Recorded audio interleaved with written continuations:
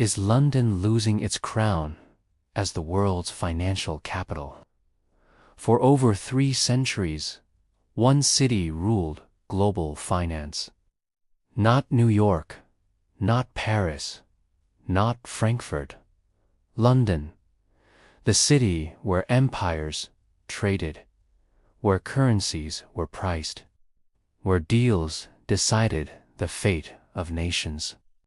But today, a question is quietly shaking boardrooms, trading floors, and government offices across Britain. Is London losing its crown as the world's financial capital? Brexit changed the rules. Banks are packing their bags, and the pound no longer feels untouchable.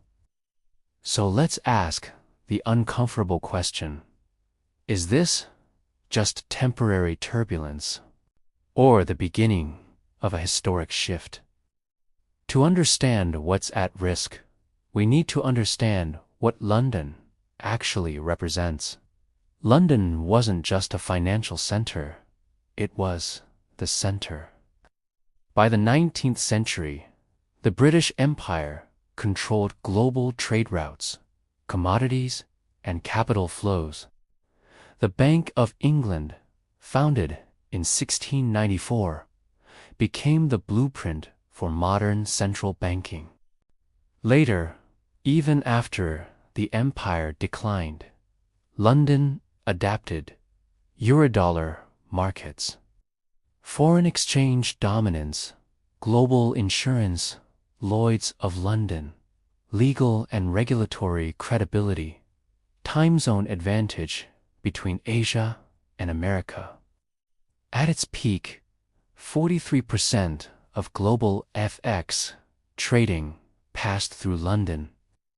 More foreign banks operated in London than in New York.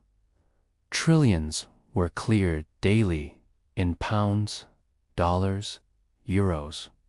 London didn't just participate in global finance. London was global finance. Brexit was never just political. It was financial before Brexit. UK-based banks had passporting rights, meaning a bank licensed in London could operate freely across the entire EU. After Brexit, that privilege vanished. Suddenly, UK banks lost automatic access to EU clients. Financial firms needed EU-based licenses. Regulatory uncertainty exploded. The result: banks didn't wait. They moved. Let's be clear. London didn't collapse overnight. But something changed. Major institutions began relocating parts of their operations. JP Morgan moved billions in assets to Frankfurt. Goldman Sachs expanded Paris operations. Barclays shifted trading desks to Dublin. HSBC strengthened its EU hubs. Frankfurt became the new EU banking heart. Paris positioned itself as the financial capital of continental Europe. According to estimates, over £1 trillion in assets moved out of the UK. Thousands of high-paying finance jobs relocated. Clearing, compliance, and risk operations shifted. This wasn't symbolism. This was capital voting with its feet. Currencies tell emotional stories. And the pound story, post-Brexit, hasn't been confident. Before 2016, GBP was considered stable, premium, elite. After Brexit, pound crashed over 15% overnight. Long-term weakness versus dollar, struggles against euro. Let's compare pound versus dollar. The dollar strengthened as global uncertainty increased. Investors ran to safety, and the pound paid the price. Pound versus euro. Ironically, Britain left the EU, but the euro gained relative stability. The pound lost its political backing. For many investors, GBP now feels more volatile, more political, less predictable. Currencies don't just reflect economies, they reflect confidence. Now, here's where the story gets complicated. Because, despite everything, London is still incredibly powerful. Even after Brexit, London remains the largest FX trading hub.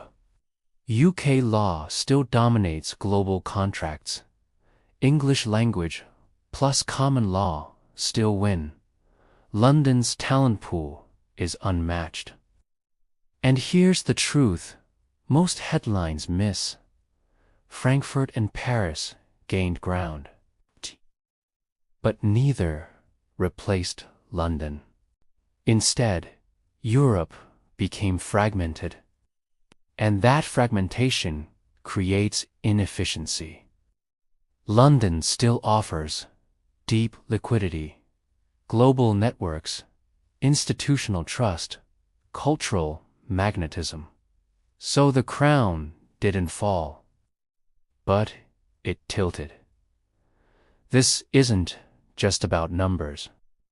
It's about identity. London symbolized influence, intelligence, control.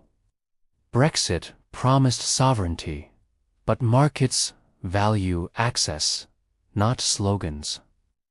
And many Britons now quietly ask, did we trade global power for political independence?